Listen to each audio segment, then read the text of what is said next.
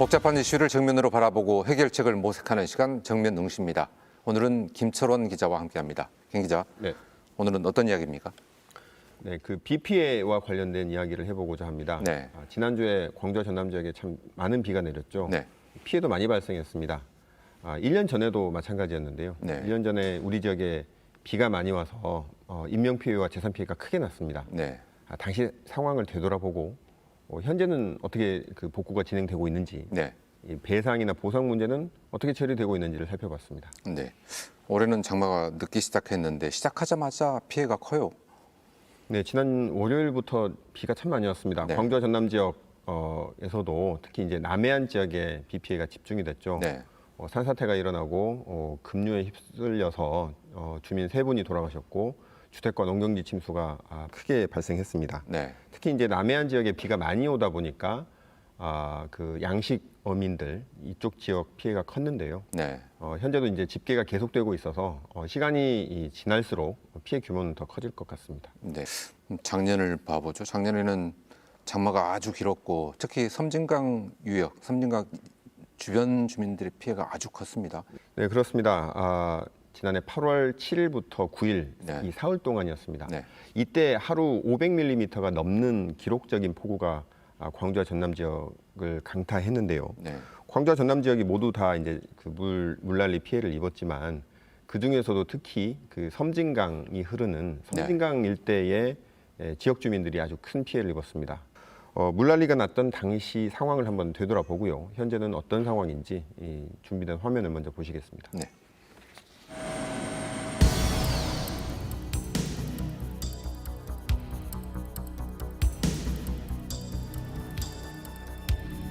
물난리가 났는데 물이 없어갖고 먹는 물도 없지, 밥에 먹을 물도 없지, 씻을 물도 없지, 화장실도 못 가지.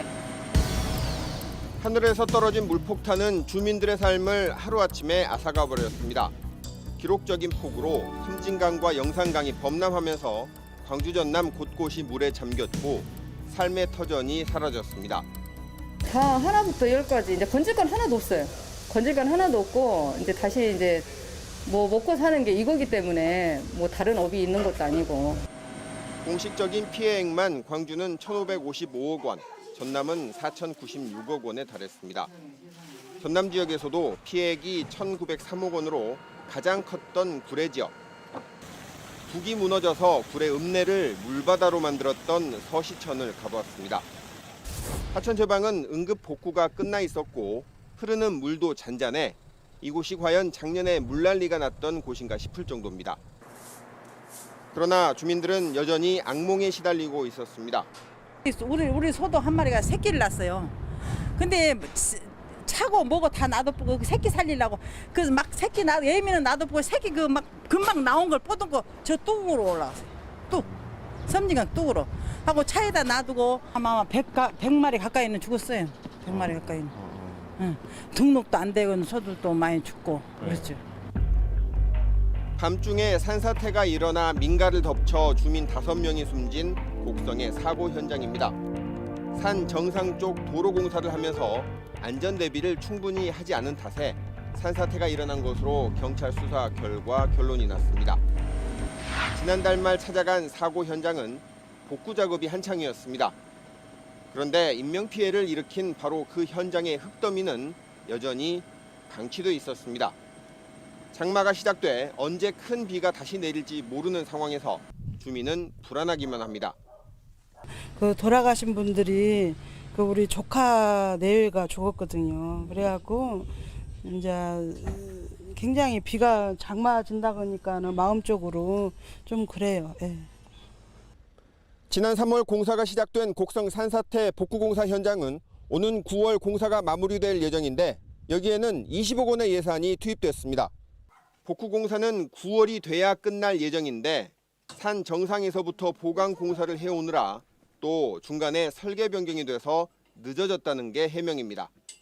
좀 설계 변경되면서 좀 이게 좀 구조 좀 바뀌는 바람에 조금 늦어졌습니다. 좀 조립식 건물을 지금 사용하려고 있습니다. 혹시나 비 많이 오거나 할 때는 그쪽에서 주거할 수 있도록. 늦어지는 건 복구공사뿐만이 아닙니다. 물난리로 재산상에 큰 피해를 입은 주민과 상인들은 아직껏 제대로 된 보상 혹은 배상을 받지 못하고 있습니다. 1년 전 물난리 때 자신의 키보다 훨씬 물이 높이 차올랐던 기억이 생생한 철물점 주인 신종호 씨. 금속으로 된 상품에 다 녹이 슬어 1억 원가량 피해를 보았지만 지금껏 받은 것은 400만 원짜리 철제 트레이가 전부입니다. 얼마나 좀 대략 그 손해를 보신 것 같으세요? 저 같은 건 1억이 좀 넘었지라. 1억. 예. 1억이 넘고, 근데 이제 지금까지 정부에서는 10원 장게 보상 없고, 예. 그 정부에서 뭐 재난지원금이라고 그래서, 상가 200만 원. 예, 갖고 그거 나오고 구원에서 나오고 해갖고, 제가 지금 400인가 받았을 거예요. 받아가지고 이 다이, 이게 앵글 따위 예. 딱 와서 본인들이 와서 조립해 주는데 현찰로 딱 400만 원. 집을 송두리째 잃어버려 아직도 돌아가지 못하고 컨테이너 생활을 하고 있는 이재민에게 지급된 것도 생활안전자금 1,600만 원이 전부입니다. 워낙 크다 보니까 수리도 안 되고 그대로 방치해 놓고 있어요. 예. 이게 그러면 앞으로 해결을 어떻게 지금 해야 될까요? 그 지금 보면은 뭐 조사를 한다 그러고 하는데 천재라고 그래버리니 사람이 잘못이 없다는 식으로 주장하고 있는데 지금 행안부나 수장공사에서는 자기들이 솔직히 물 팔아먹으려고 어느 정도 물까지 모아놓고 있다가 갑자기 쏟아져 버리니까 이거 안 되겠다 싶으니까 그냥 시간당 막 몇천 톤씩 그냥 방류해 버리니까. 주민들은 복구가 다 안 됐는데 장마가 시작돼서 불안하고 또 사후 처리까지 늦어지면서 불만이 이만저만이 아닙니다.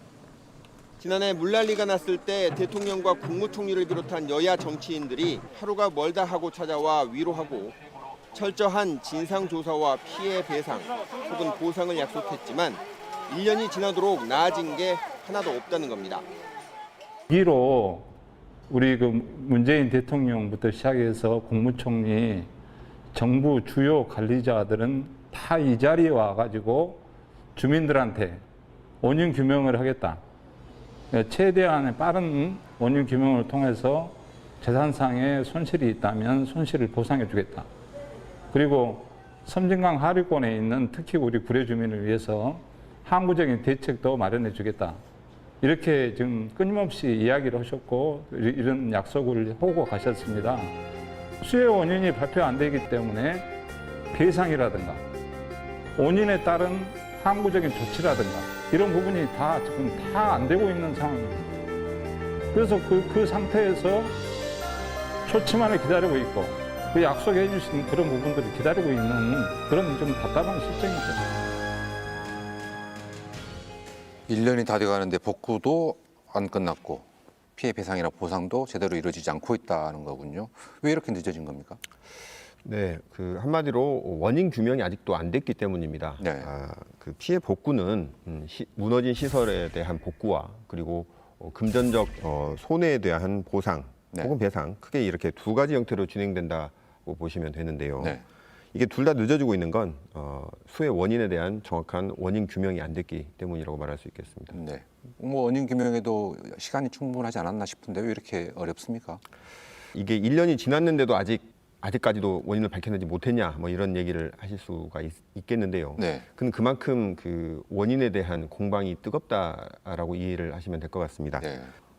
이게 워낙 순식간에 많은 비가 내려서 일어난 천재지변이냐 아니면 비가 많이 왔는데 충분히 대비하고 대처했으면 막을 수 있는 재난이었는데 사람이나 혹은 관계 기관이 잘못해서 일어난 네. 인재냐 이런 논란이 아직까지도 명쾌하게 정리되지 않았기 때문입니다. 네. 이렇게 원인 규명이 안 되다 보니까 이후에 처리해야 할 사후 처리까지 줄줄이 이제 막혀 있고 밀려 있는 그런 상황인데요. 네.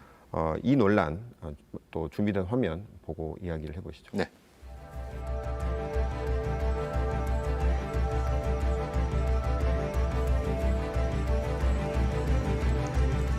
전북 임실에 있는 섬진강 댐입니다. 장맛비가 한창 내리던 지난 화요일, 지난해 수해 원인으로 의심받고 있는 섬진강 댐을 찾아갔습니다. 섬진강 상류에 위치한 이 다목적 댐은 홍수 방어와 가뭄 극복 그리고 농업용수 공급 등 다양한 목적을 위해 지난 1965년에 세워졌습니다. 수문을 열어 방류를 하고 있지는 않았는데 섬진강 댐의 저수율은 25% 남짓으로 여유가 있어 보였습니다. 수자원공사와 영산강 홍수통제소는 장맛비가 시작되기 전인 지난 6월 말부터 섬진강 댐 수위를 지난해보다 대폭 낮춰서 관리하고 있었습니다. 3천만 톤 정도이던 홍수 방어 능력을 9천만 톤으로 늘려서 집중호우에 대비하겠다는 겁니다. 그래서 지금 현재 수위는 179.64m입니다. 그리고 조수 용량은 약 25% 조수율을 가지고 있고요. 이제 올해 홍수기 제한 수위를 194원으로 예전보다 작년보다 2.5m 낮춰서 운영하고 있는데 그보다는 한 14.5m 정도 지금 현재 낮은 상황입니다. 사실은 500mm 비가 오면 9천만 톤으로 부족합니다. 그래서 이제 지금 장마기다 보니까 현재 장마가 있는 상반기 때는 저희들이 360mm 비, 그러니까 호우 경보가 2번 와도 댐이 견딜 수 있을 만한 용량. 그래서 지금 188.2까지 이렇게 상한 수위로 설정을 해서 지금 홍수기 상반기에는 운영을 할 계획입니다. 사실 이 섬진강 댐은 지난해 물난리 당시부터 주범으로 지목받고 있었습니다. 섬진강 댐의 최대 방류량은 초당 500톤가량. 그런데 지난해 8월 8일에는 그 3배가 넘는 초당 1,800톤이 넘는 물을 하류로 흘려보냈습니다. 댐에서 방류한 물이 섬진강을 흘러 타고 내려갔고 하류 곳곳에 제방이 터져나갔습니다. 지난해 8월 8일 오전 11시 45분쯤 구례군 서시천의 제방이 무너지는 순간을 촬영한 영상입니다. 하천 제방이 무너진 자리로 강물이 역류하고 있습니다. 이 터진 둑을 따라 섬진강과 지류인 서시천 그리고 빗물까지 함께 뒤섞이며 역류해 구례 읍내를 물바다로 만들었습니다.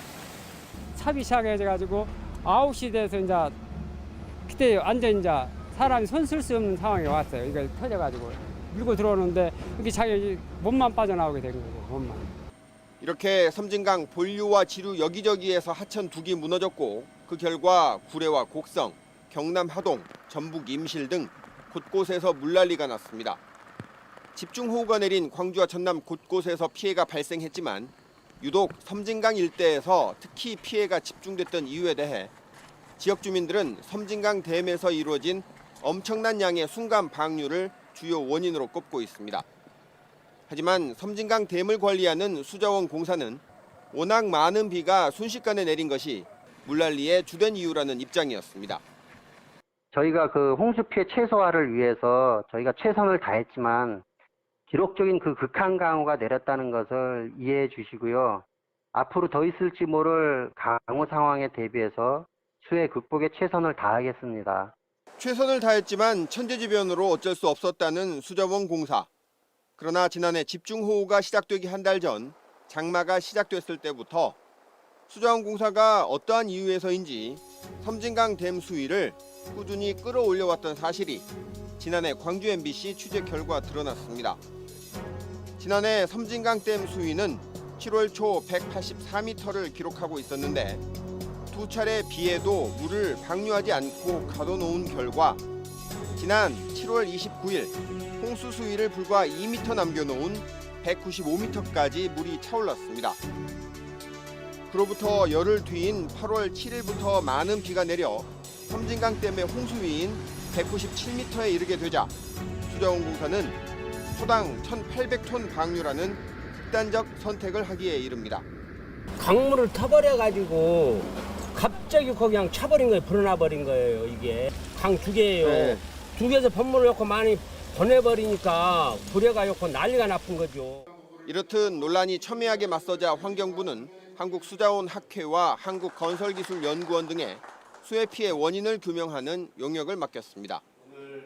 정말 천재지변이어서 어쩔 수 없이 당할 수밖에 없는 재난이었는지 아니면 적절한 대비와 대처를 통해 관리가 가능한 것이었는지를 따져보는 것이었습니다.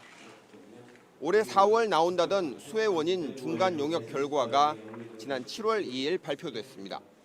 처음에 이제 이 용역을 시작할 때 보상 금액이 얼마냐 그런 문제하고는 조금 비켜나 있습니다. 핵심이 뭐냐면 과연 이 수의 원인이 어디에 있었는가를 학술적으로 정확하게 규명하는 게 1차적인 목적입니다. 용역 결과는 중앙정부와 자치단체, 수자원공사가 홍수 피해의 직접적 원인을 제공한 것이 사실이라는 것이었습니다. 댐 관리를 잘못한 관계기관의 책임을 인정하는 내용으로 해석할 수 있습니다. 하지만 구체적으로 살펴보면 누구의 잘못인지가 애매모호합니다. 6항 댐 운영 분석 항목을 보면 수자원공사가 홍수 시 댐 관리 규정을 준수는 했다며 급격한 댐 방류는 기술적 완성도가 높지 않았기 때문으로 두루뭉술하게 표현했습니다. 홍수기 제한 수위를 이제 이하에서 이제 유지를 하는데 이 저수위를 이제 과거 평균보다 상당히 높게 약 6m 정도 높게 유지를 해서 상대적으로 홍수 조절 용량을 충분히 확보하지 못한 상황에서 이상 홍수 상황이 발생을 했다. 이렇게 말씀을 드릴 수가 있겠습니다. 그래서 홍수 조절 홍수식 댐 관리 규정은 이제 준수했으나 이 댐 구조상 홍수 조절 용량 구조로 홍수 조절에 한계가 있었다. 그리고 과거에 비해서 홍수 초기 수위를 높게 유지를 했으며 예비 방류 조치가 제한적으로 이루어져서 이상 홍수 대응에 미흡했다라는 말씀드리겠습니다. 규정은 준수했는데 제도와 규정이 시대와 기후 변화에 발맞춰 변화하지 못했기 때문이라는 겁니다. 그러다 보니 대책도 애매합니다. 배상과 보상은 국가나 정부가 피해자에게 금전적 피해를 갚아주는 것을 뜻하지만 성격은 완전히 다릅니다. 배상은 정부나 공권력의 불법적인 행위가 인정됐을 때 쓰는 표현입니다. 천재지변이라면 국가가 보상을 해야 하고 인재나 관제라면 피해를 배상해야 하지만 용역 중간보고서는 이도저도 아닌 부재라는 표현을 썼습니다. 지역 주민들은 지금 거의 한 80% 이상이 인재로 보고 있거든요. 근데 이제 또 국가에서 보는 거는 아직 이 얘기는 안 오고 있는데 상당히 그 좀 자연재 쪽에 많이 비중을 두고 있어요. 뭐 저쪽에 순창이라든가 임실이 200년에서 300년 빈도 강우가 내렸다고 이런 논리를 조금씩 흘리고 있거든요.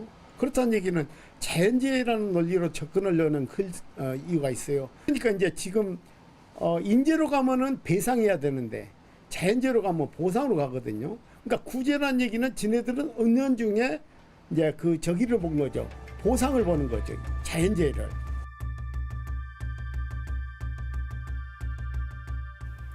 네, 책임 소재 규명이 아직도 명확하게 이루어지지 않은 거군요. 피해 주민들 입장에서는 정말 답답할 수밖에 없겠는데요.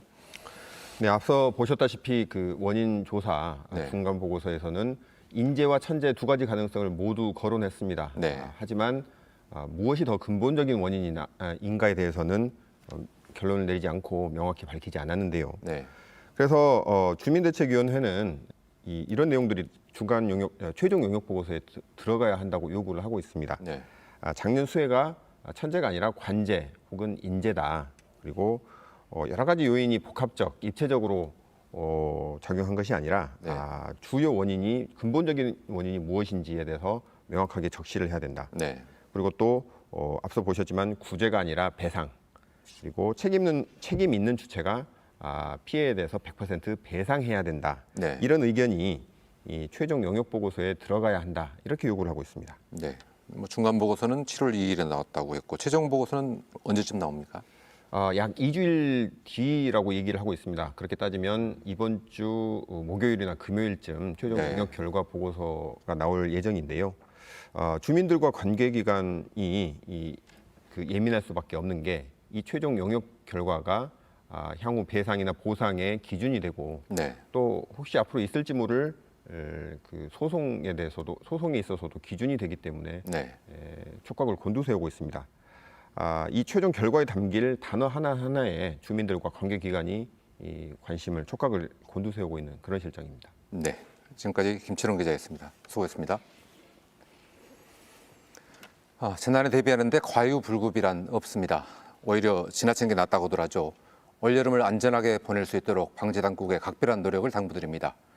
윤군수의 시사본색 오늘은 여기까지입니다. 시청해주신 여러분 감사합니다.